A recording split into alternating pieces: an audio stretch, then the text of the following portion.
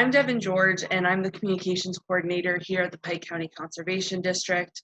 I'm going to be kicking off the presentation with a little bit of base information about watersheds and about where the water in Pike County comes from. And then I'm going to be handing it over to Enslin, who is our senior resource conservationist, and she's going to be giving you some more in-depth information about ways that you can help your lake stay healthy. All right. Welcome to those who are just joining us. I'm going to get us started.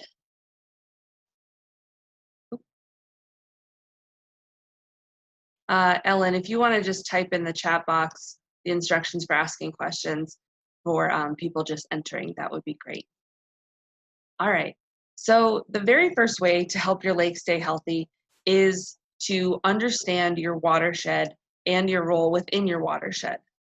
So you guys can answer in the chat, or you can just think about it quietly in your own homes. How many of you live in a watershed? Normally we would do this as a raise of hands. So I'll say I live in a watershed. Who else lives in a watershed? Anybody? Well, the sort of trick question there is that we all live in watersheds. I don't have my chat open. Hold on one second. Is that we all live in watersheds. No matter where you live, no matter where on earth you live in a watershed. If you're standing on land, you're in a watershed. So we're in them all the time, whether we want to be or not. And then another important part of understanding a watershed is where our water comes from in the watershed. So this is going to be a bit of a review because I'm sure many of you know this, but there's some parts of the water cycle, which is what we're about to talk about, that sometimes get left out and aren't talked about quite as much. So here we have a beautiful black and white cartoon of the water cycle. I'm sure many of you can picture in your head exactly what your water cycle poster looked like in your elementary school. I know I can. I could probably draw it for you right now and tell you exactly what it is. But this one is a little bit different because it includes some other important steps that are really important in understanding your watershed. So let's start, and obviously it's about the start because it's a cycle, but let's begin talking about the water cycle by starting with your lake. It's why you're all here. We're all here to talk about our lakes and how to keep them healthy. So here we have our water sitting in our lake, and then we have the sun, and the sun heats that water and turns it into evaporation. It evaporates that water. And it can also evaporate water from land surfaces and also from trees. So all that water is getting evaporated and being brought up into the air. And then once it gets up really high up in the sky, it cools and it condenses. It all comes together. And that's what makes clouds. And then when it gets heavy enough, that's what makes precipitation. And precipitation is, of course, the next step in the water cycle.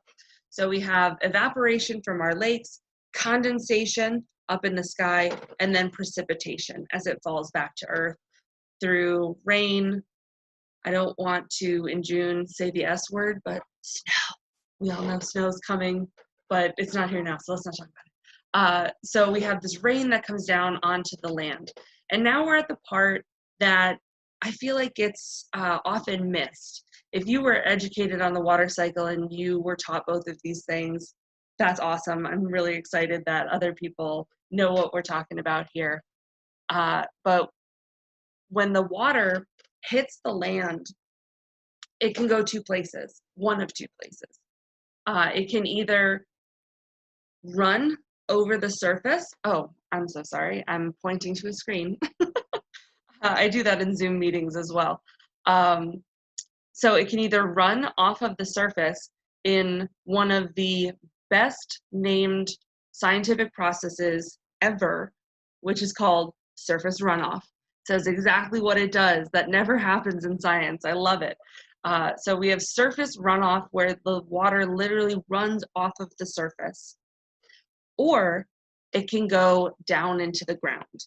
And if it goes down into the ground, that process is called infiltration, which we can see here in this kind of under the ground section cut into. It looks kind of like Swiss cheese, but it's actually our groundwater, which is down here. We're going to talk a little bit more about groundwater in a second, and explain a little bit more about why it looks like Swiss cheese. All right. So now that we know the water cycle and we know the options that precipitation has when it falls on the land of where it can go, let's talk a little bit more about what a watershed looks like. So I love this picture because it is a great representation of what a watershed looks like without having to be a map. So if you imagine a watershed to be like an overturned umbrella, the umbrella is supposed to be upside down. I know it's not the function of an umbrella, but it's a pretty good visual of what a watershed looks like. So a watershed is an area of land where all of the water that falls on that land collects in one common point. And since liquid water always flows to the lowest point, it will always go to that central collection place in a watershed, whether that's a lake, a river, an ocean. It can be one of these things or all of these things, which we're going to talk about more in a minute. But just like this umbrella, anywhere on the underside of that umbrella is that surface that the rain falls, it will bead up on the inside of that umbrella and it will run down into the center of the umbrella, right there next to the handle of the umbrella. It'll all run down. So that's kind of how a watershed works, is that all that water falls into this basin and it drains into one central point. So now here we have an actual picture of land. It's a very simple picture of land, but it's a nice visual of what a watershed looks like. So up along the purple dotted line is the edge of our watershed. And you can also see that it's the ridge line. It's where the highest points are. It's where the ridges are around a central body of water. And those ridges act very much like the spokes of the umbrella. And at the very high points, they mark where the water will fall into the umbrella versus where it'll fall on the outside. So that ridge line defines the edge of the watershed. And so we can see the precipitation falling on our watershed here. The watershed is this entire area. It's not just this one mountain. It's the one problem I have with this picture. And then we have some other parts of the watershed that Ellen is going to be talking about a little bit later. And all of where the water goes, how fast it goes there, is completely determined by the slope of the land. And the boundary, that purple line, is also completely controlled by the slope of the land, the mountains, the hills that form that ridge line. So for those of you that are more of word people and not picture people, the definition of a watershed is a geographic area of land across which water and anything it can carry, which is going to come back a little bit later, flows on its way to a single common outlet, a stream, a lake, or a river. So watersheds are natural systems. They're not something that we made up, and it's not something that we determined. And it really connects everything that lives within that watershed, because water resources are so integral to human life, animal life, wildlife, plants. Anything that we have in our watershed that's living is completely connected by this system of a watershed. And one of the best things about watersheds is that they are a natural boundary. They're completely determined by the ridge lines and the natural drainage systems, the literal shape of the land. It's not drawn by anyone for any particular reason, and it doesn't recognize individual property lines, municipal, county, state, or even international boundaries. It's really a unifying boundary for everyone within the watershed. So then here we have my favorite drawing of a watershed, actually. And here we can see that a watershed is not just, as we saw in the previous illustration, it's not just a couple of mountains and a river and then some grass. There's so much going on within each watershed.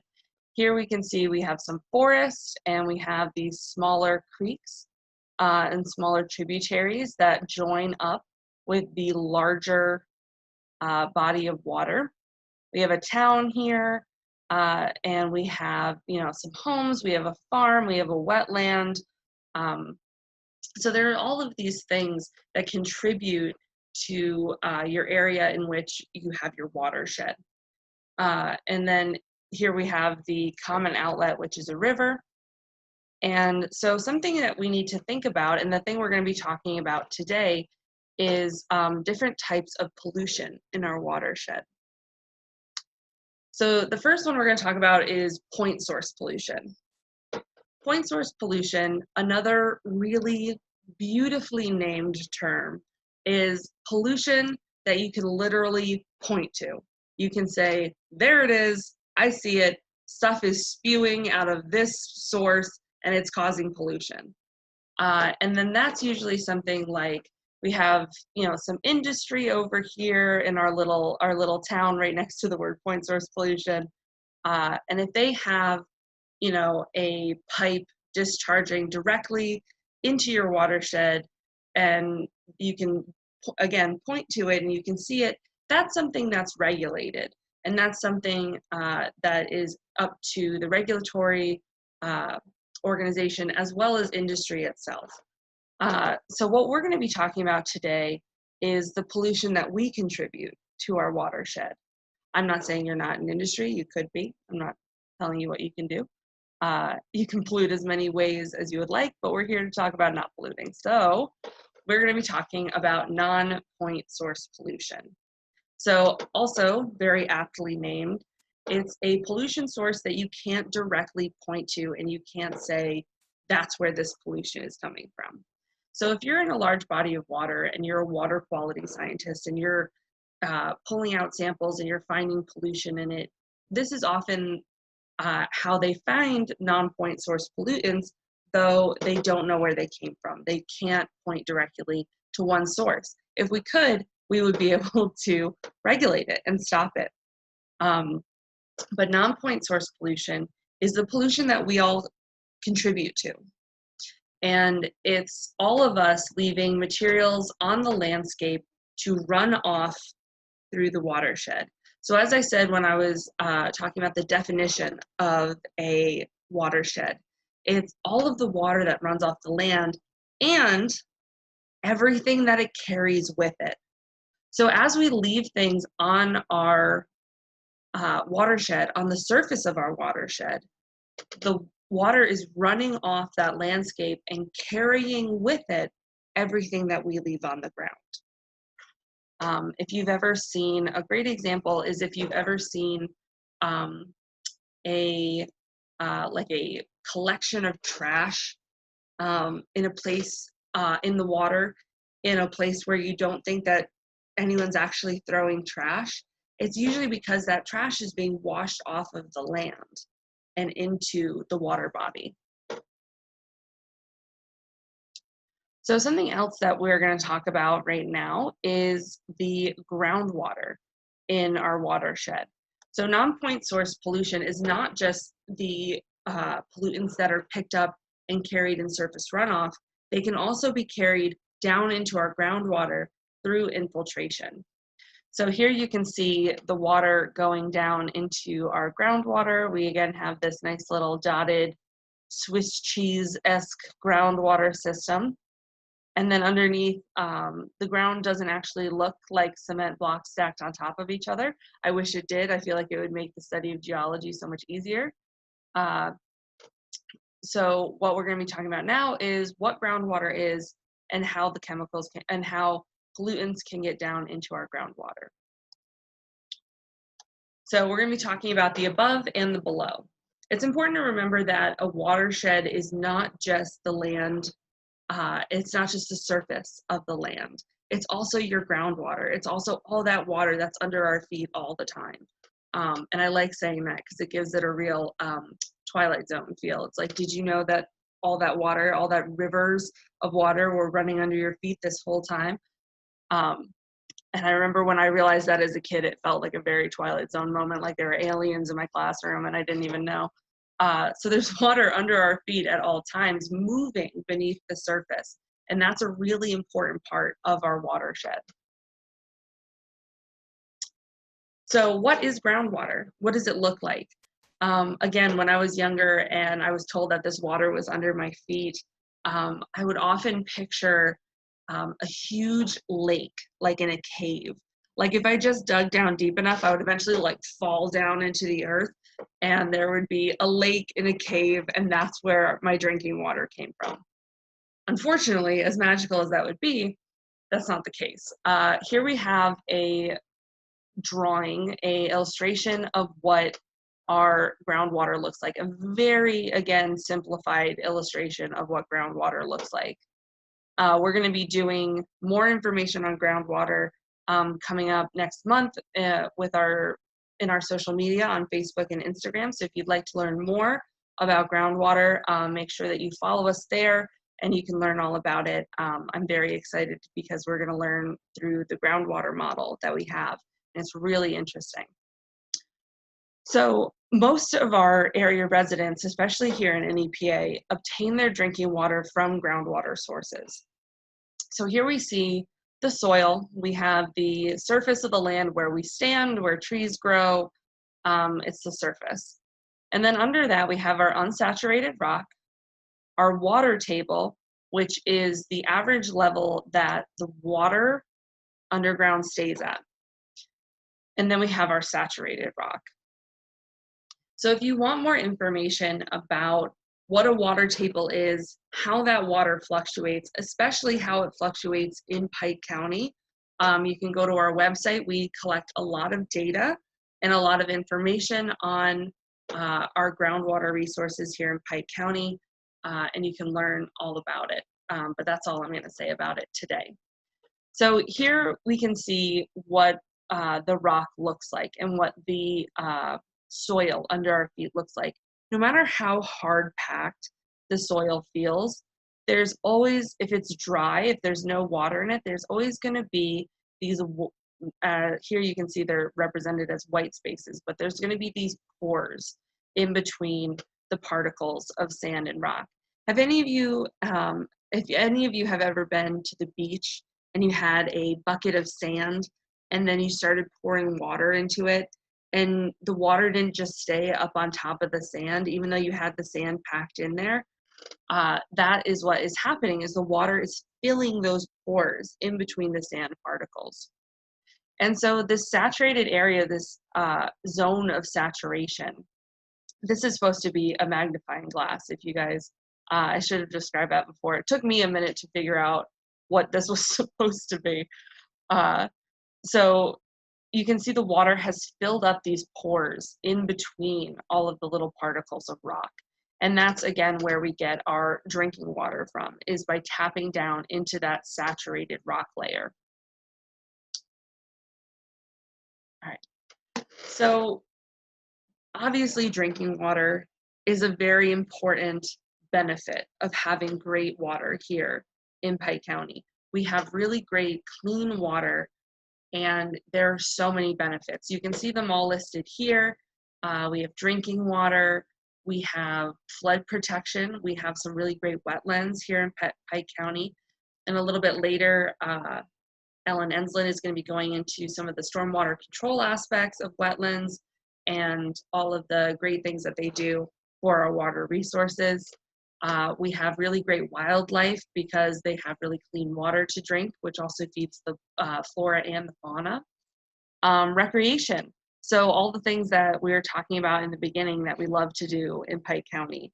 I can't go swimming if we don't have great water. Ellen can't go fishing, just like this lady up here in her kayak.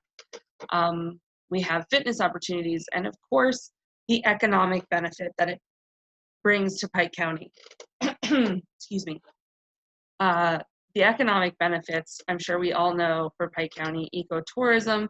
It drives up property values. It also allows us to produce raw materials that are fed by all of these water resources. Okay, so do you know your watershed address? It's a very important question. I'm sure you all know your actual address, where you live, but fewer people know what their watershed address is. And that means that you know in what watersheds you live. You're answering the question, where does your water shed? Where does it go when it leaves your house? So if I were to go outside and turn my hose on and all that water is coming out of my hose and running, in my case, down the lane, um, if I know my watershed address, I know where that water is headed. I know where it's going to end up. So we're going to work together today to look at how you can find your watershed address. Because if you know where you are in your watershed, you can be more aware of your role in your watershed. So let's go big first and look at the entire state of Pennsylvania. Watersheds can vary in size from really big river basins to very, very small. So a basin is just a bigger term is just a term. It's not a bigger term, it's actually shorter. It's for a large watershed. But I don't know about you guys, but I've heard the phrase Delaware River Basin, Susquehanna River Basin more often so than I have heard of the Delaware watershed. Obviously, now that I work here, that's not the case. But often on the news, if you're hearing that and you're wondering where all of these basins are, this is where the basins are.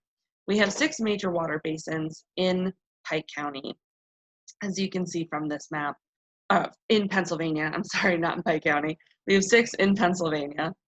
And all of Pike County and most of Wayne County, in case you're just outside of Pike County watching this webinar as well, is within the Delaware River watershed. And it's entirely within the Delaware River Basin. Although I'm sure that doesn't surprise anybody, but that's one of our largest water bodies. So watersheds can act sort of like these Russian nesting dolls, where smaller watersheds drain into larger watersheds, and then larger, and then larger, and then larger, until we get to the ocean or until the water evaporates. So you can have a much smaller creek near your house that will drain into a larger watershed. So when I just said that all of Wayne and Pike County is in the Delaware River watershed, how many of you had another watershed in mind? So you can just raise your hand at home and I'll sense your answer. Some of us did, right? You might live right next to, I live right next to the Lackawaxen River. So I would have guessed that I was in the Lackawaxen River watershed. But it can be true that I am both in the Lackawaxen River watershed, and then my larger watershed is the Delaware River watershed. I'm so sorry.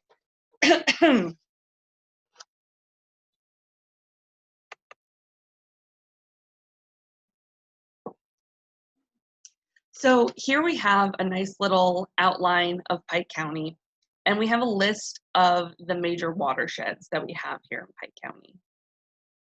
So our office at PCCD this is obviously the edge of Lake Wallenpaupack here.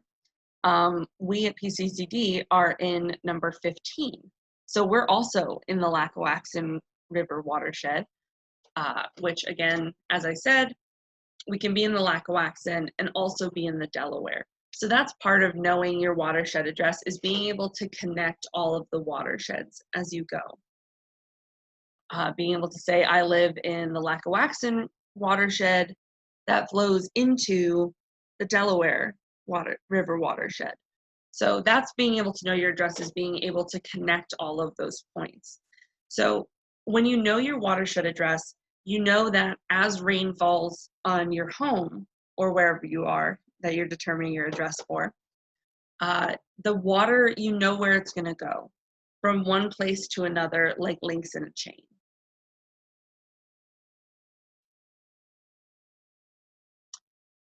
All right, so here we have what it looks like in an aerial view of the two of the watersheds we have here in Pike County. And then we have some of our community associations. So if you live in any of these communities, you can see which watersheds they're in. So being able to look at your watershed from a different point of view can sometimes surprise people. So being able to look at it from an aerial point of view might be different than looking elsewhere at different maps.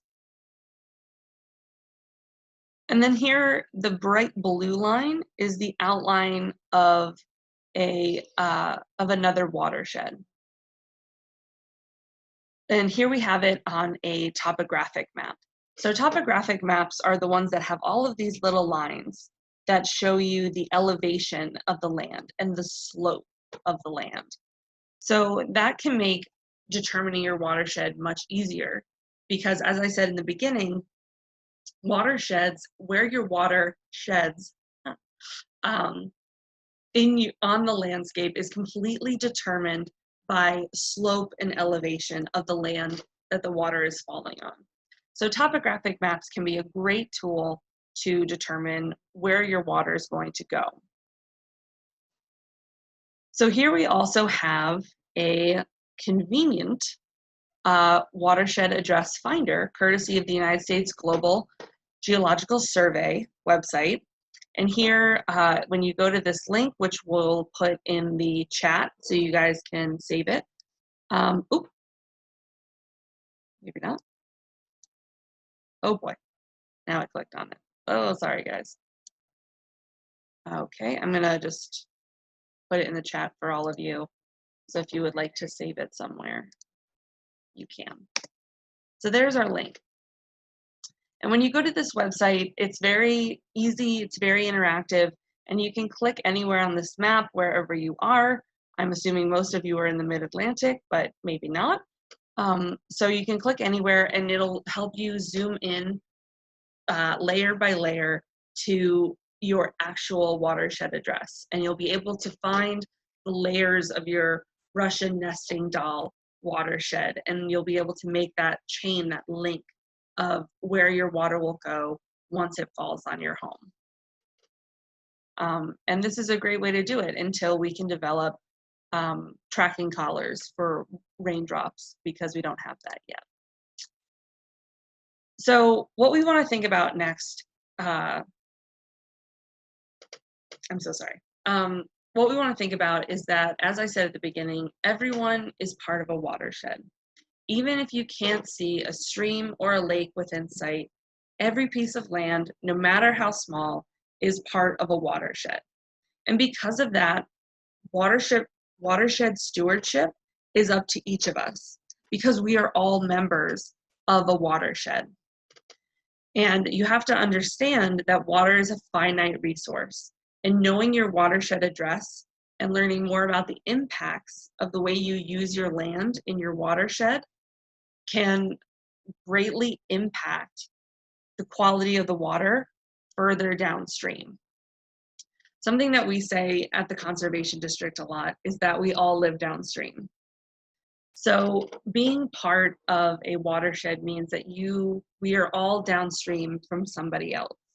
So it's up to each and every one of us to take care of our water for the next person downstream, because you would hope that the person that's upstream of you takes care of their water as well.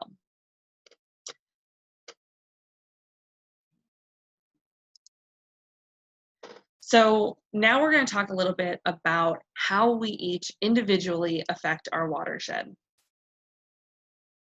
And we're going to do this with a very fun, interactive activity. I feel like I'm on a game show. I love it. So what we are going to do is, I want you to think for a minute about all of the activities you do in your watershed that might allow materials that you're using to run off into waterways. Do you use fertilizer on your lawn or your garden? Do you spray any kind of chemicals on your lawn or your garden? I know I put fertilizer on my garden. It helps my plants grow. Do you salt your sidewalks in the winter? I'm sure you do. Or if you're like me and you're scared to use salt because of its impact on the environment, you just fall a lot. Do you ever have a leak in your vehicle that causes oil or other liquids to drain onto your driveway or onto your lawn?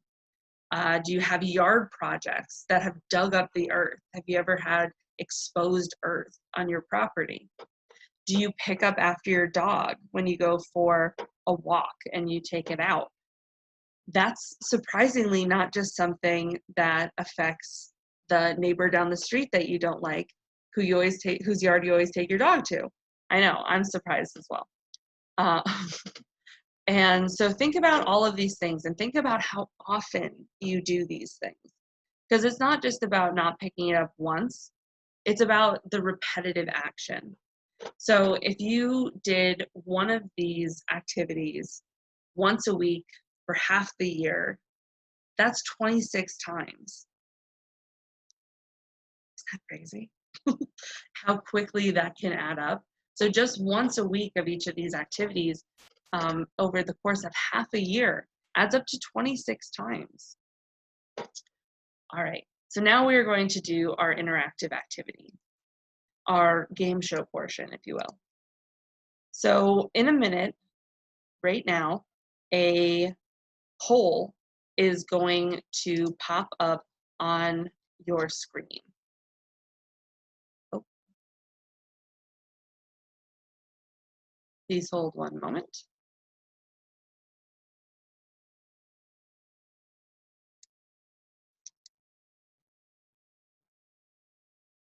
Ellen, you have to initiate the poll because you are the host.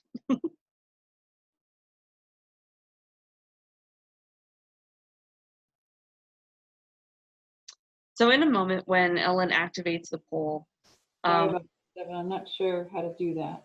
Oh, that's okay. So go to your Zoom. I think also in the participant window, you can make me the host. There you go. Okay. Please hold, everyone.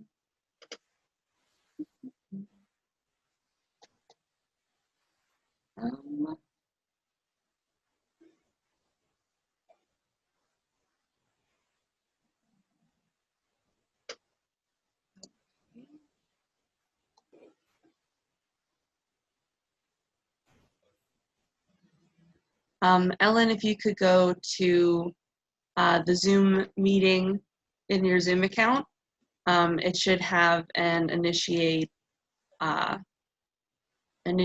poll button. Please hold, everyone.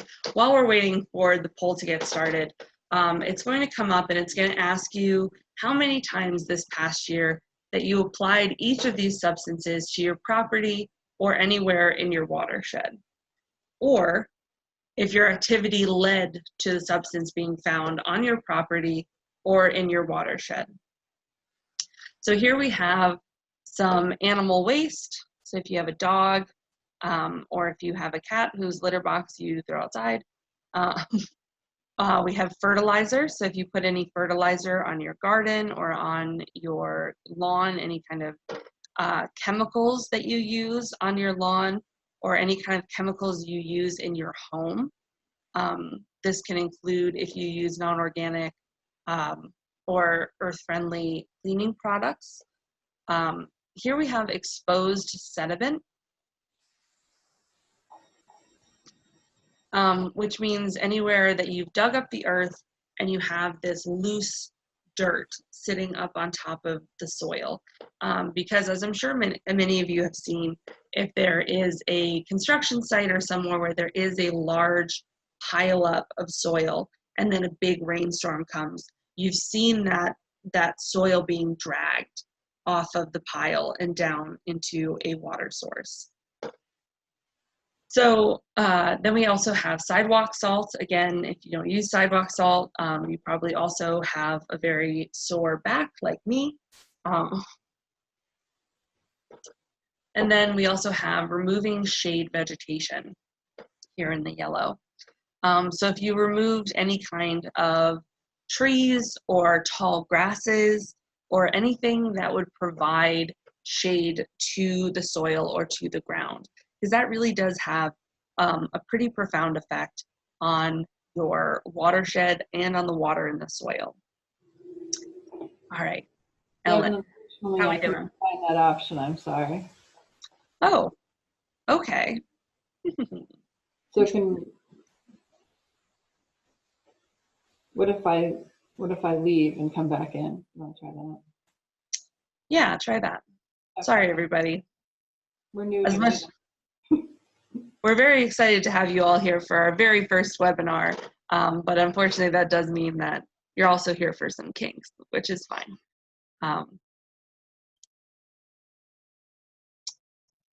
Okay.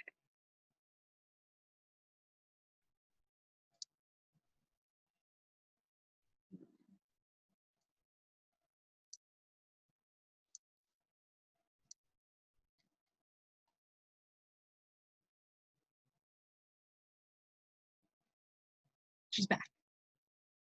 Okay. Huh.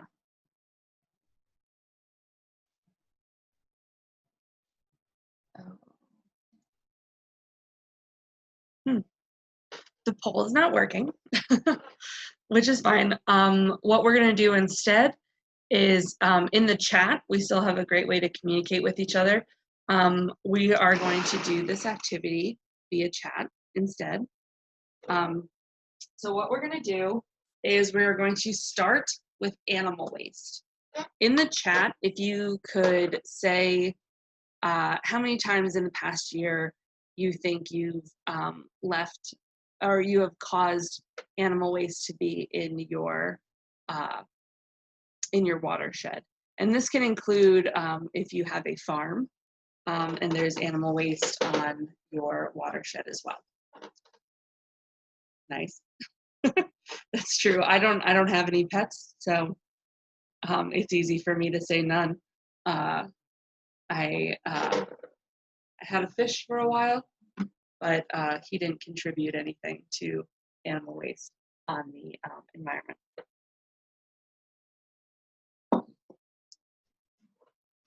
So here we have our beautiful Delaware River. All right. So we're all in the Delaware River watershed. So here's our big Delaware River collection, right? So I'm going to have some lovely beads. If we were all together, we'd be able to do this activity individually, but we're all doing it as one big watershed. Ellen says every day. Ellen lives on a farm, everyone. All right, so I'm going to give a lot of these to Ellen. So she has done it many times, right?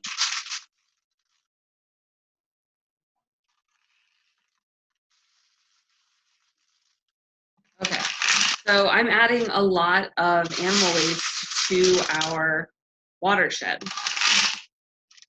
And then what about fertilizer? How many of you apply fertilizer to your lawn or your garden? I know I do. I do it every spring. I add fertilizer.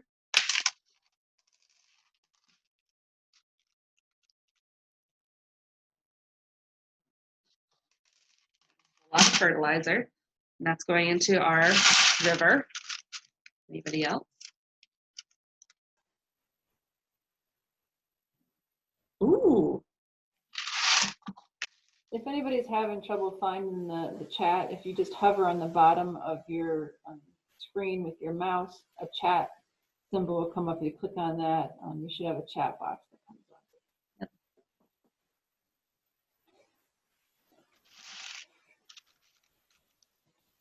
A good amount of fertilizer. I just have a moss lawn. I'm pretty sure right now I just have a clover lawn. I was out there this morning and it's looking very clover filled.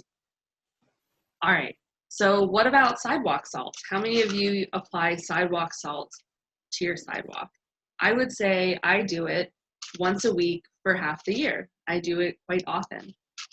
Well, I don't, because as I said, I just choose to fall. But I know family members in the area that definitely do. 2, 3. We've got a whole bunch of sidewalk salt, right? It's sidewalks and no salt. That's fair. Good solution. Yep, we got a fellow faller, and we know they use salt in towns. See it all the time on our roads, making our cars dirty in the winter, right? All right, so what about toxic chemicals? So think about the chemicals you use in your, oh, we have one more that says yes, salt. Okay, I'm gonna put a pinch of salt in there for you. So what about toxic chemicals? Chemicals that we use on our lawns, and any kind of chemicals we have that is a result from leaking vehicles, any kind of, if you have any kind of equipment that had any kind of leak or could be easily washed off of the vehicle when it's not in use, if it's sitting out in your driveway. Anything that we use in our homes, because even though you have stuff going down your drain, you know, it's still in your watershed. Just because you don't see directly where it goes, like you would from if you dumped water in your driveway, it's still entering our watershed. So I know I use some chemicals on my garden to kill weeds and kill pests. And then we have someone saying some from cars, some from pesticides. That's adding more toxic chemicals.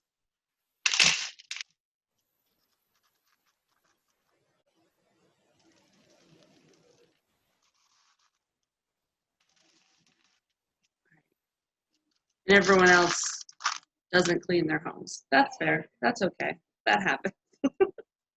we all sometimes let it slide. That's no problem. And then we have towns, and we have garages, and we have a lot of places that have all of these different chemicals. And then what about exposed sediment? So anytime that you have dug up the earth around your home and left it to sit, or if you had any kind of construction project that required digging into the ground. I know that my family, my grandfather just put in a garden this last summer, and he was trying to dig up the earth to do that.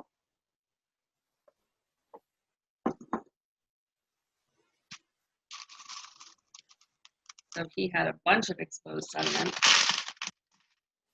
And then I live in an apartment. I'm not allowed to dig up the earth. I'm pretty sure my landlord would have a problem with that. So lots of earth dug up. Okay. Dusty Flowers has some. I'm going to put a whole bunch of exposed sediment in there for us. Oh boy.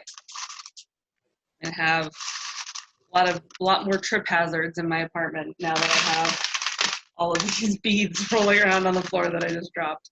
All right, we got all this exposed sediment. And then finally, removing shade vegetation. So we're gonna also count this as if you cut down any tall grasses, if you've taken any tall grass field and turned it into a neatly trimmed field instead. So I know I have. I know I've mowed my lawn a lot, and then I've removed a lot of the taller shrubs. So when you remove this tall, shady vegetation, you are exposing the earth to more sunlight, which is causing more evaporation and is pulling that water out of our watershed. So what we want to do is keep that water in our watershed because it's so important. So that's why we have removing shade vegetation on here. I'm going to add some more remove shade vegetation. Right? And so each of our, Judy says, brush hog meadows and cut down. That's fair. All right, I'm gonna add 14 for Judy. Thank you so much for participating. Very nice. Oh, yeah, it is presentation. All right, so here we have our Delaware River, where all of these things that we put onto the land or did to the land all collected. And we all did these things individually, once or twice, maybe once a week, for a certain amount of time each year. But then we have all of this stuff adding up. Look at all of those pollutants from just us. So we all live in the Delaware River watershed, and there are only so many of us here right now. And if you factor in all of the people that live in the Delaware River watershed, which we saw in my earlier slide, is a lot of people. And they're all creating this much of their own pollution and their own waste. That's a lovely sound to hear over a webcam, right? Well, it's not a very pretty thing to look at either. All of that waste that we created, and all of that mixes in with our water. So thank you all so much for participating and bearing with us as we had a poll error. So all of these things that we just talked about are the activities of individual actions. All of these are things that we have done individually. None of us called each other and said, hey, I'm dumping toxic chemicals today, don't do it. So we have all of these different beads that represent what we put onto our land. So again, if you want to bring up the chat box, now is the time that we're going to talk about solutions. So it's my favorite part of any presentation is when we stop talking about the doom and gloom and we start discussing all of the great ways that we can affect our watershed and how we can fix these problems that we've created. Because it's up to each of us to think about ways in which we can reduce non-point source pollutants. So I want you guys to look at the pollutants we have here on screen and maybe suggest ways. What do we think? How can we, some of these are really easy answers. So some of them are kind of gimmies. So if you want to get the easy answers, make sure you hop on quick. So some of these are a really obvious way to provide solutions for all of these getting onto our landscape. So what do you guys think? Talk to me in the chats. What do we think some of the solutions are? What are we thinking about? So we have animal waste that we're putting onto our land. We have fertilizer. We have all these chemicals that we use in our homes. We have sediment. Very nice, yes. If you have exposed sediment, you can stabilize that soil with vegetation. So if you put seed into that loose dirt, the roots of those plants that take seed will act as I almost like to think of it as like the safety belt. The roots of these plants are like the safety belt that hold that soil in place and keep it safe. So that's a great one. Very nice. Some of the obvious answers I'll knock out for you guys. So we have animal waste on our land, right? And when you take your dog for a walk, pick it up, bring it back, make sure it goes into a receptacle that won't allow it to be pulled from surface runoff down into our body of water. Fertilizers, there are organic fertilizers and there are other fertilizers that you can use that won't have such a harsh chemical effect. And when it comes to fertilizer and all of these chemicals that we use on our lawns and in our watersheds, make sure that you're following the direction. One of the great contributors to chemical pollution in watersheds is overusing these chemicals.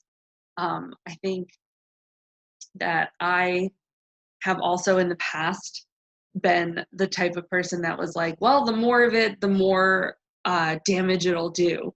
You know, if I'm trying to get rid of weeds, I don't care, I'm trying to kill them. Let's knock them out with as much force as we can. The bigger the fist, the easier it is to beat back the weeds. And this isn't the case, and it's more destructive to our watershed and to the plants around it than it is to the weeds that you're trying to kill. And again, with sidewalk salt, make sure you're following directions. Make sure that you are using a type of sidewalk salt that doesn't have a chemical component, that has a much safer component. Oh, that's a good one. Don't flush medicine down the toilet. Use drug take-back programs. So medication is one of the categories of pollutants that people don't really think about that are really getting into our water supply.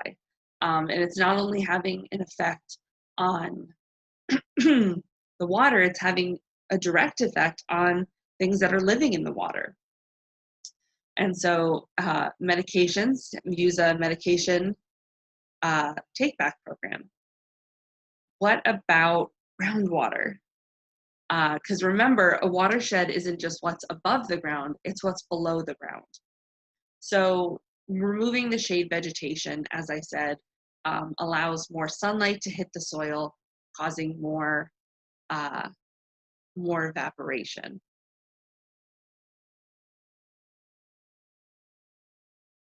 Yes, it is things. So we had another response to ways that we can control our pollution. And it says, with respect to animal waste, pets are not the biggest contributor to the problem. Usually it's from things like geese. That's a really good point. We obviously can't run around behind every animal out there with a tiny waste bag and follow them around. That would be such a terrible job.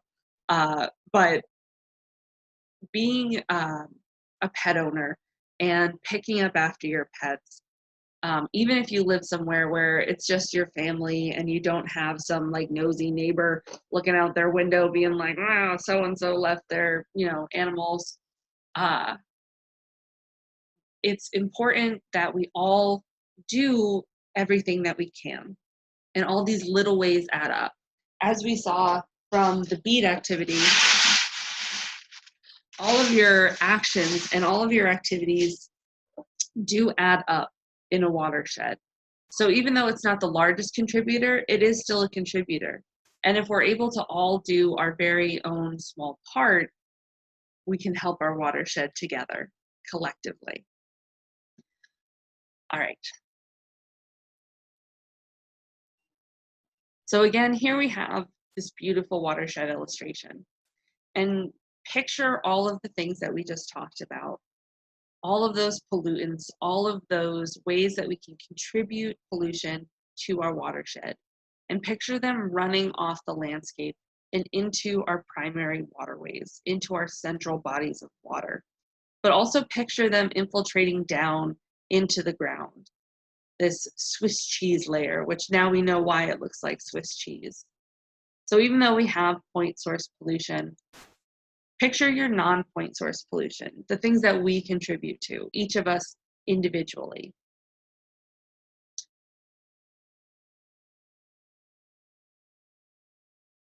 So because we all contribute to non-point source pollution, as I said, it's important that we all ask ourselves the question, how do we affect our watershed? You should be asking that question of yourself and of your home and of your property. How am I affecting our watershed? Because it's up to each of us individually to decrease non-point source pollutants. So minimizing our frequency, being mindful of how and when we use chemicals, opting for organics, choosing native grasses that are adapting to the local soils and the climate, shade-producing plants, and keeping up with our regularly scheduled septic and vehicle maintenance are all things that we can do to affect our watershed in a positive way. Also, if you plant that tall vegetation, it shades the ground and also deters geese. So keeping cognizant and keeping this question in the back of your mind is how you can positively impact your watershed. And also asking yourself, is this going to be our legacy? A polluted, in this case, highly filled with sediment erosion. This is actually a picture of the Lackawaxen River with a lot of sediment erosion in it. Keep this image in mind. I know I think of it almost daily, this kind of chocolate milk river. Or is this what we want to leave for the next generation of Pike County residents? And luckily here in Pike County, we have really high quality and exceptional value streams. We just have to keep it this way. If you'd like to learn more about the high quality and exceptional value streams and how we determine that ranking of stream water, again, you can find that on our website. So thank you so much for listening to me. I've been Devan George, but I'm going to hand it over to Ellen Enslin, who is our Senior Resource Conservationist, to talk a little bit about the water in your community.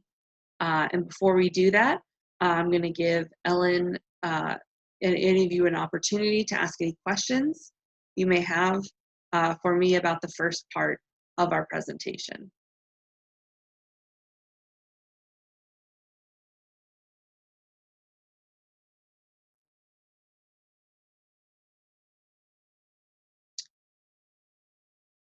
All right.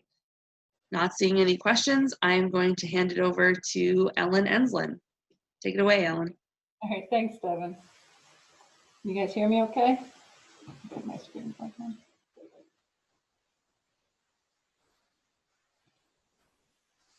Okay, there we go. Sound good. Thanks, James. James, if you could change your 2-bar to everyone, then during my presentation, Devan will be able to see any of your chat. Thanks. So like Devan said, I'm Ellen Enslin. I'm a senior, thanks to James. I'm the Senior Resource Conservationist at the Conservation District here, and this means that I work on the technical or regulatory side of 2 main programs that I'm going to get into today. The first one being Chapter 102, which deals with erosion and sediment control, so the exposed soil we were talking about, and Chapter 105, which deals with waterways and wetlands, so the water within that watershed.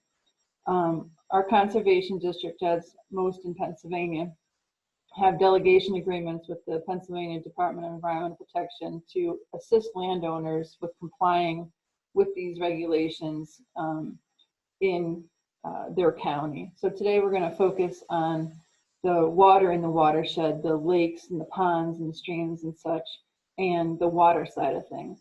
So just like there's a diversity of people in your neighborhood and occupations and such around you, there's different types of water in the watershed. And as Devan explains, the watersheds consist of all the water flowing to a single outlet.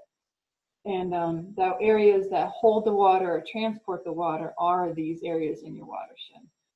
So I'm going to use the definitions that are in Chapter 105. That's the state regulation that regulates the water in the watershed. If you're dealing with different programs, if you're dealing with agriculture, if you're dealing with erosion and sediment control, the definitions may vary. So whatever program you're working in, you want to look at the definitions. But I'm going to deal with the Chapter 105 definitions today. So first, let's discuss the bigger ones, the bodies of water. These are your natural or artificial lakes, ponds, swamps, marshes, or wetlands. You may have noticed driving around, there's a lot of water in Pike County. We have water everywhere. We also have a lot of glacier lakes, which are natural lakes. Usually the deep, cool lakes that when the glaciers melted, that eroded the land, the glacier lakes filled with water, and a lot of them, it's amazing to me how deep they are in Pike County.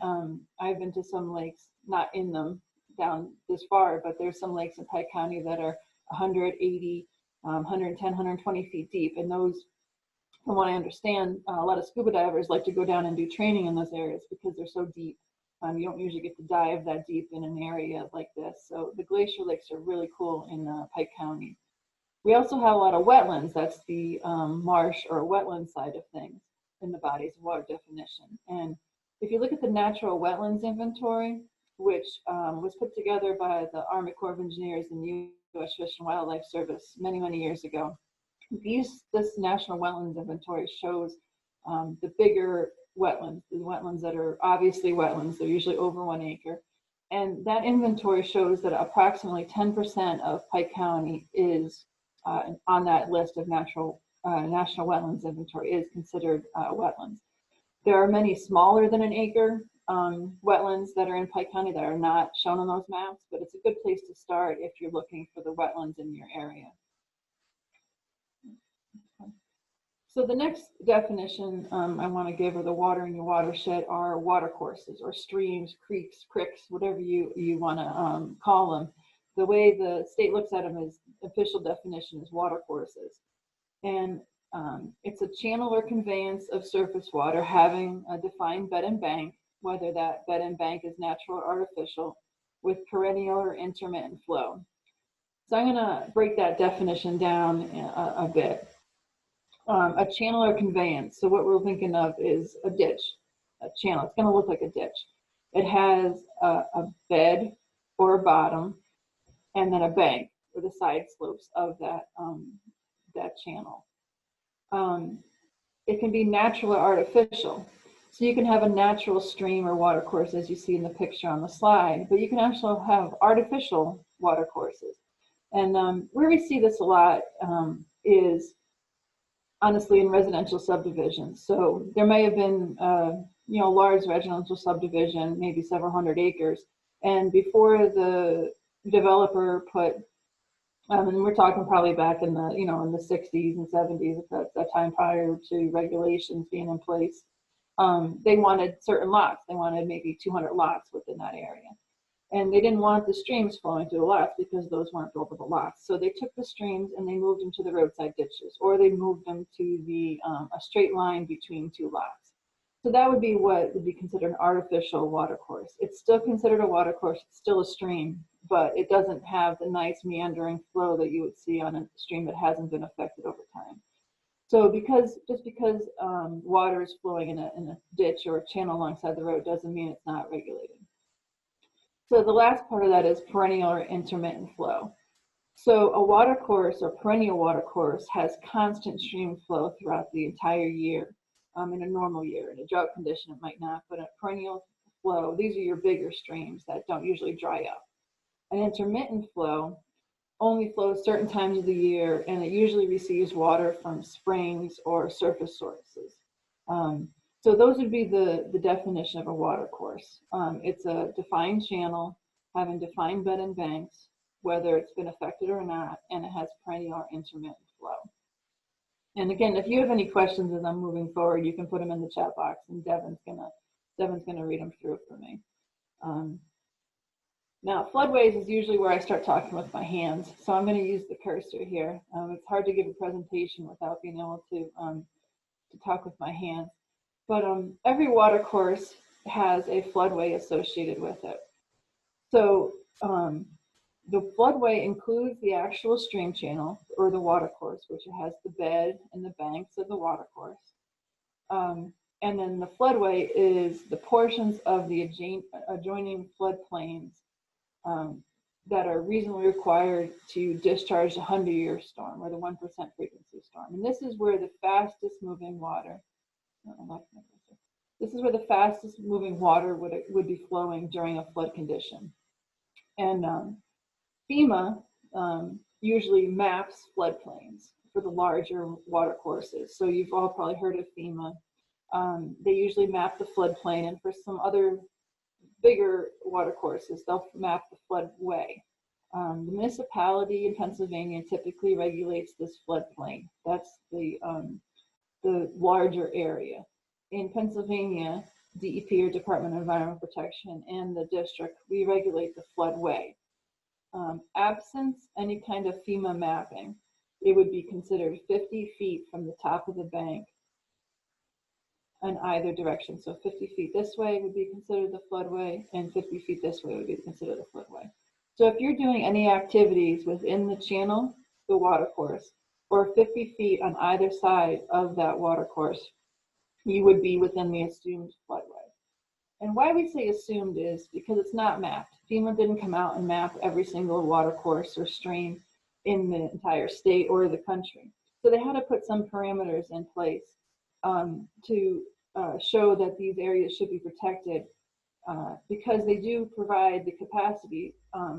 You know, if you impact this area here and fill it in the one side of the 50 feet, then that's going to cause an area downstream to flood more, or an area upstream to be dammed and flood more. So we don't want to impact, or we want to minimize the impacts in these 50-foot floodways. The reason I say absence evidence to the contrary is because there's some factor of common sense used. If this side of the stream was a very steep embankment, obviously the water is not going to flood in that direction. The water is going to flood in the opposite direction. So if you can provide evidence to the contrary, it would show that the water is going to go in this direction. You may be able to do something on this side. So the floodway, like I said, is part of the floodplain. It's where the fastest moving water would be. It's the first place where the water spills out during a flood condition. And it is an area, the floodway, to be regulated by the state. As I said, with the bodies of water, wetlands are the next water in your watershed. Wetlands, to use the Army Corps of Engineers definition, is areas that are inundated or saturated by surface or groundwater at a frequency and duration sufficient to support, and that under normal circumstances do support, vegetation that has adapted to those areas. So this includes your swamps, marshes, bogs, and similar areas. To break that down, there's usually 3 components that have to be present for something to be considered a wetland under a normal circumstance. And I say normal circumstance because if somebody came in and removed all the vegetation, we wouldn't have one of these components, so we wouldn't be able to use that. But it would still possibly consider it a wetland. So these 3 things have to be present when we go out there to determine if something's a wetland. The first one is the water, the wetland hydrology. A wetland would have a presence of water for extended periods of time at or near the surface. So we often hear, well, there's no water in it right now. Well, if it's in the middle of July, it might not have water in it, but it probably would have water in it during the growing season, either in the springtime or in the fall. And that presence of water changes the way everything else occurs in that area. Also, like I said, if it's disturbed and water has been removed, it's been drained, it still may be considered a wetland because the other 2 factors would be there. So because an area is wet during the growing season, the plants in those areas have to adapt to live in the wet condition. And that would be the second component or characteristic that would make up a wetland, would be the hydrophytic vegetation.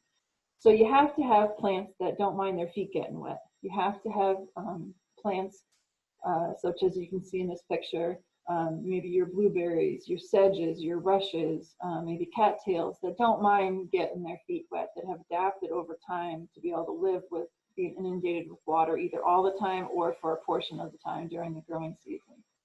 So the plants, there's some plants that can tolerate living in water. They might not like it, they might not grow as much, they might be stunted. Or there's plants that's primarily where they grow. Like in the spring, you might see skunk cabbage. Well, 99% of the time, skunk cabbage is growing within a wetland. You may see skunk cabbage up on a bank, that's the 1% of the time. But more than likely, the skunk cabbage is a plant that you would see, the first plant you usually see in the spring coming up in the warmer areas, because wetlands would be the warmer areas in the springtime. So the third component is your hydric soils. These are soils that show characteristics of being periodically saturated with water.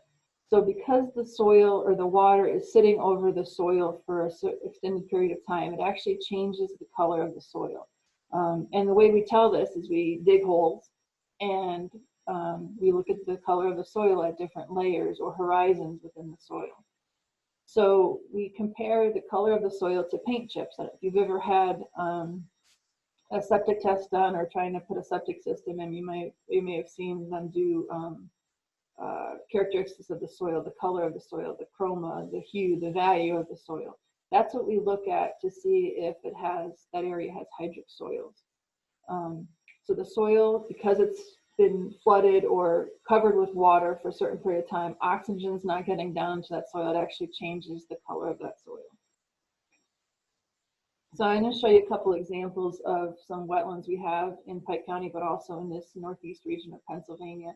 We have a lot of wetlands in this northeast region, more than most places in the state.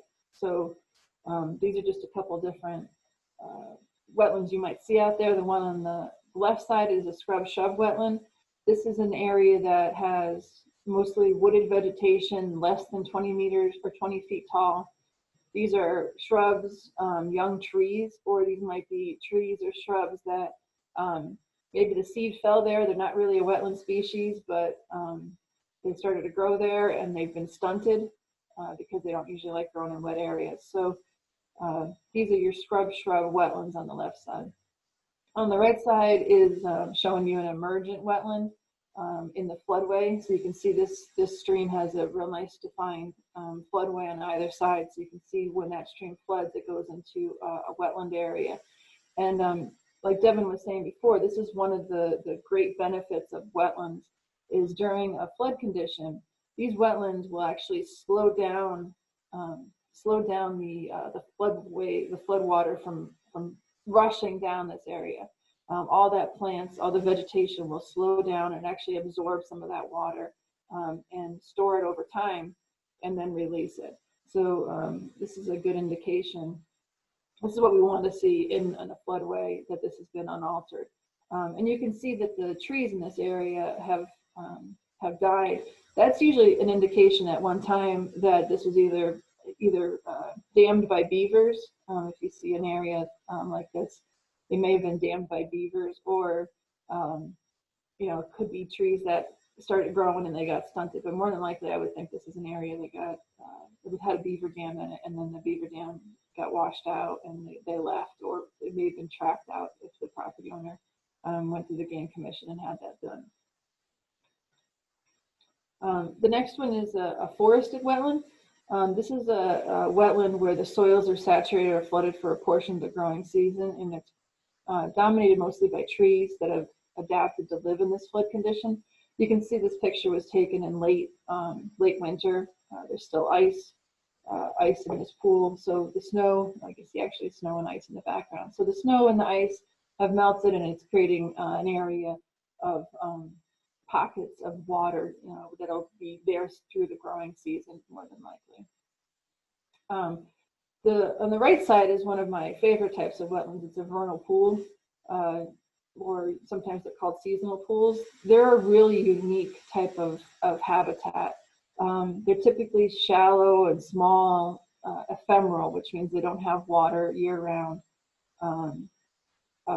Water bodies, and they have no real permanent inlet or outlet. So this is just a pool that is probably through the glaciers. It's definitely through the glaciers, unless it's been created by man, that sit on the landscape. And when the snow melts or the spring rains come, these areas fill with water. And why they're so important, and why Pennsylvania decided they should be protected under the wetland regulations, is because they don't have water in them year-round. They actually don't have the water-dependent species such as fish. And fish are predators that eat salamander and frog eggs and turtle eggs. Well, not turtle eggs, I guess aquatic. But so if fish are present, they would more than likely feast on those amphibian eggs. But because there's no fish in these areas, these are the areas where the frogs and the salamanders and turtles would lay their eggs and be able to have survival rates much higher, because there's not that year-round predation. What you'll see is this is taken in the springtime. You can see a lot of the trees haven't leafed out yet. Late winter, early spring, it's full of water. But if I went back there in late July, early August, there would be no water. I've been back to this one a couple times, and there's no water in it in a normal season. So these are really important wetlands on our landscape for our aquatic species, or our amphibians. When we get into another one that we're going to talk about a little more as we proceed, it's called an emergent wetland. So this is an emergent wetland along a lake shore. This could be any community in Pike County that has a nice lake, and somebody has an area that along the edge of the wetland or edge of the lake, they have these wetlands or emergent wetlands. So it's usually characterized by herbaceous plants that usually are present most of the growing season, and they're predominantly perennial. So they come back year after year. In this picture, you might see some sedges or rushes. Those are the two, I would say, more common groups of plants you'll see. And where the district usually sees these emergent wetlands is if we go out to a technical assessor, we're trying to help a landowner wants to get to the lake, but they want to do it through the wetland, and we help them do that in the most minimized way possible so they don't impact a lot of this wetland. So that gets into protecting your water. So as I mentioned, the lakes, the ponds, the streams, and the wetlands are protected on the federal level, state level, and at times on the local level, either through your municipality and sometimes through community association. So if you're doing activities in these areas, you may need authorizations or some type of permits. Excuse me. So if you do any kind of structural activity which changes or even expands or diminishes the course, so the way the stream flows or the way the wetland, the water moves through, the current, so, or the cross section of those areas, you're more than likely going to need some type of authorization from the state and possibly the federal government. Examples of these are your more typical ones that you might think of: bridges, culverts, any kind of retaining wall, a dock. A dock needs some type of authorization. Fill, which is what we usually see in a wetland. Somebody would like to fill it to put something in. But also paths or kind of walkway. Those are all examples of things that may need some type of authorization. And it's important while you're planning these things, you understand that you may want to put some kind of structure in, but try to think of ways to minimize your impacts as much as possible while you're doing it. The other side of this, and as Devan touched on, is while you're doing a project, you want to look at the land side of things as well, not just your impacts in the water, but you want to look at what you're doing on the land. The goal is to keep that soil or sediment out of the water, the wetland, the lake that's near your project. So to touch on the Chapter 102 side of things that we do here at the district, anytime you do any kind of earth disturbance, you're required to have an erosion and sediment control plan. So if you're doing kind of landscaping, if you're building a house, if you're doing any kind of agricultural activities, as may have been mentioned before, you're required to have some type of an erosion and sediment control plan. And the plans are broken down into agricultural activities and construction activities, timber harvesting and such, and construction of houses. So regardless of what you're doing, when you disturb the land, the goal should be to minimize your impacts, to minimize how long you have the area exposed, and to try to keep the soil out of those areas, the streams and the wetlands and such. So you're required to develop a written plan and have it available and implementing it on your site. It doesn't necessarily have to be submitted to our office for review or any kind of approval. It may have to be, and you can contact our office to see. But you have to be implementing some type of practices on your property to make sure that you don't have the water run brown off your site. So like I mentioned, where do you start if you want to keep your water clean? As Devan said, there's things we can do for those non-point source things like fertilizer, animal waste and such. But there's also things you can do when you're doing any kind of earth disturbance or you want to impact one of those waters in your wetland. So first, if you're in a community, we suggest you contact your community association. Many of the larger associations have some type of environmental standards. These standards might give a dock size, it might have a wetland or a stream buffer in addition to what the state and the federal government has. The next step would be to contact your municipality to see if they have any ordinances. Sometimes if you're putting up a shed near a stream, they might have additional setbacks in their ordinances for you besides what would be considered in the floodway. They regulate the floodplain, so the 50 feet, the floodplain might extend beyond that. So you always want to contact your municipality, that's your township or borough that you might live in. And to contact the conservation district. We're a clearinghouse of information. If we don't necessarily have jurisdiction over what you're asking, we know who does, or we know who to help, whether it's you know, you have an insect, or you have something's going on with your tree. We know to contact DCNR, or to contact Penn State Extension. We know who would provide that information for you. And we all have the same goal. We're all trying to minimize the impacts and to keep our area as beautiful as possible. So just to get a little bit into our services, like I mentioned, there are Chapter 102, which is erosion and sediment control and stormwater, and Chapter 105, which deals with the waters and the wetlands and the lakes. One of our services that we provide, and this is mostly where we do our one-on-one landowner contacts, are if you wanted to put something in the water, you wanted to impact a wetland or a stream or a lake.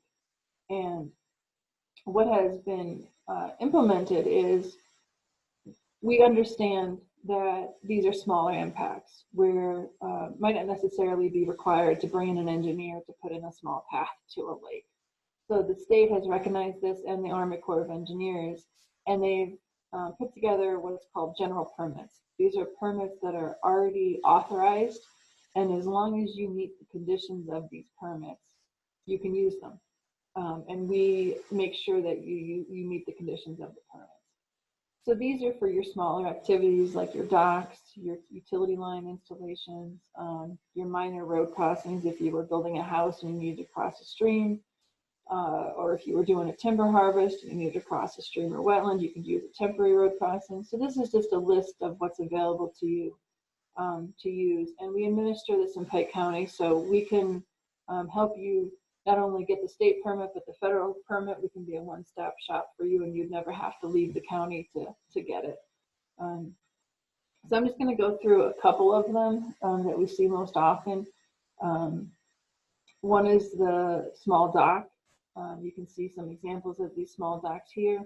The general permit looks at, you can't extend more than 50 feet out into the water. It has to be less than 750 square feet, which is a really big dock. And you can't hinder the navigation of other people around you. You can't put a dock across the entire stream and not let people go up and down it, that kind of thing. So if you can't meet those conditions, it doesn't mean that you can't do your project. It just means that you have to go to a more robust permit that would bring into be reviewed by DEP, Department of Environmental Protection, and the Army Corps of Engineers. The general permit number 2 is also something that would authorize boat launching ramps. If you have a community association, or even for yourself, if you wanted to put in a boat launching ramp, you wanted to put in some gravel to get your boat in, we can help assist with that. The next one is the general permit number 3. This is for bank rehabilitation, protection, and for gravel bar removal within a stream. If you have a gravel bar that's not vegetated, we can help you work through the process and getting that out of there. Usually those are near culverts where the water would slow down because maybe the culvert's undersized and the gravel drops out because the water is moving slower there. So we don't see a lot of the gravel bar removals, but it definitely is something available to you to use. So the general permit number 3 that we see most often is in this situation here. You have a bank that maybe a big flood came through, and the flood water just peeled the bank right off. You have to show that the area is eroded, and you can't make more land. You can't extend your wall out into the water course. But it can be used to replace some existing walls, as you can see in this picture. Here's somebody that asked us to come out and look at their retaining wall. They didn't want to lose the wall into the water. So we helped them get the general permit to remove that wall and to put something in its place. There are conditions, you can't use anything that you can't use, like railroad ties or creosote covered things, and you can't cause pollution. Like your dock can't have old drums and barrels that might have had something in them that we're not quite sure. You can't do that, but all the conditions can be met to do a project like this. The one on the right, you can see that there's a road on the top of the stream embankment. The road was placed in the floodway and the floodplain of the stream. So there's a sharp curve there and then a flood condition. The water, because there's a gravel bar on this side, let me see if my mouse can get back, because there's a gravel bar on this side, the water actually got pushed into the road, and the road was in its chance of it washing out. So the general permit number 3 would be to line this with riprap, so in the next flood condition, the water wouldn't take that embankment out and possibly the road with it. We see a lot of lake stabilization projects. So again, they have to show that it's an eroded area. And that's not just they want a beautiful, the person wants a nice wall, has to show that this area has been eroded. Usually on the bigger lakes, it may be from wave action, ice heave, or from maybe it's a narrow spot and there's a lot of boat activity that causes erosion to occur. So these are 2 examples of some walls that were done. We can incorporate stairs into the wall so you can have a better access to the lake. The next one talk about is the general permit number 7. So if you want to cross a stream, and we don't have a very good picture, and I keep trying to find one of these. It's just the nature that it's sometimes difficult to get good examples. But here's an example of a stream crossing where this person wanted to access for good reasons, and they wanted to not ford the stream. They didn't want to keep driving through it, so they put in a culvert to cross that stream in a way that didn't impact the stream as much. So that would be done under a general permit number 7, more than likely. And here's 2 examples where the landowner wanted a path. I went out on a technical assistance, and you know, they had an area, they've been weed whacking this area over time, and they're getting sick of that. They want to put a nice path in here. So in the springtime, or maybe in the fall, when a hurricane comes, they're not getting their feet wet just to get to their boat. So we can work with the general permit number 7 usually to cross that area. And we're not talking a wide, huge road crossing. We're talking where you can minimize your impacts as much as possible to cross an area like that. Here's another example of where they might cross with a small path to get to their area, and then maybe eventually they want to put a dock in there as well. And the one on the right is an area where they're just maintaining a mowed pathway. It's probably more on the drier side of a wetland. It's still considered a wetland, but it's on the drier side. So just a brief overview of the water within the watershed and maybe some of the activities that you might want to do and the authorizations might be required. As we mentioned, we can help. We help you through the process. Some of these can be a little daunting at first when you get some of these permits in place, but we can help walk you through the process. And if you're definitely trying to complete any project near in the water, that's what we're here for, to minimize the impact, but also to help you move forward with your project. And that's all I had on that. If there's any questions, you can put them in the chat box. There's Devan again. She came back on. Yep. I don't see any questions, but if anybody has any, We'll give a minute in case anybody's typing. sure. I know I'm a slow typer, especially when texting. I don't have the fine motor skills apparently to type quickly on a phone. You can see this picture is pre-COVID-19. Yeah. We could assist.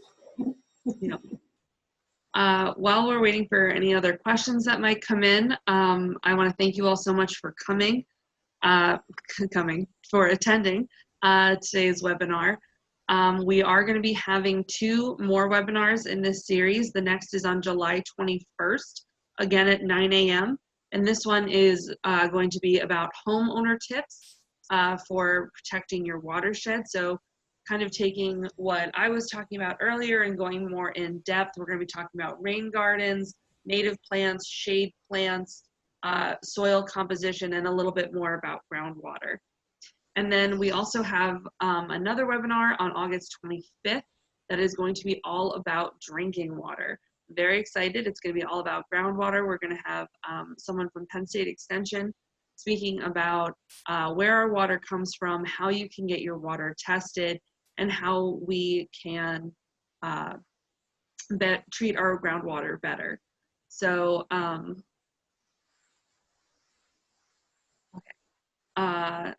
so there's going to be information all about our drinking water, which I find endlessly fascinating. Groundwater, all of those little pores that contribute to our groundwater and what we drink every day. You can see up on the screen there, I have the website, a lot of the technical information, the regulations and such. You can look at the technical services section of our website, and I can walk you through, but you're more than likely to contact us to help with any questions you have. Even if you're not looking to impact, or if you just have a question about what's happening in your neighborhood or anything like that, you can call us.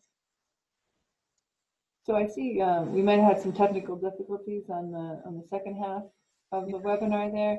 I will say that we were recording the webinar, so if you're interested in seeing the second half of the presentation, I apologize, I'm not sure what happened there. It will be recorded. You can go back and see the pictures that were put together and some of the information that I had. And if you have specific questions, you know, I can answer those questions for you. Yep. All right. Those And are we my also, favorite pictures. okay. We also have an evaluation for this webinar. If you would take a minute to just answer a few questions, tell us about what you would like to see in the future for webinars and presentations from the district, and how today went. Obviously, if we had technical difficulties, you can tell us about it in that evaluation. And I'm putting that in the chat. It's just a Google form. You can click the link and fill that out real quick. We would really appreciate it. All right, so seeing no further questions, I think we're gonna wrap it up. Ellen, do you have anything else to say? No, that's it. Thank you for helping us get through our first webinar that we've had for this one. So. Thank you all for joining us. See you next time.